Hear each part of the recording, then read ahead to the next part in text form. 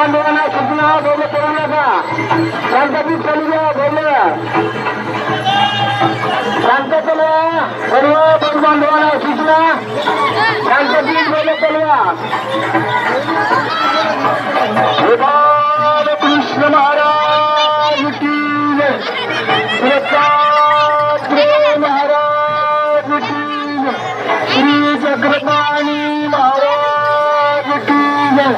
श्री गोविंद प्रभु महाराज की जय सर्वज्ञ श्री चक्रधर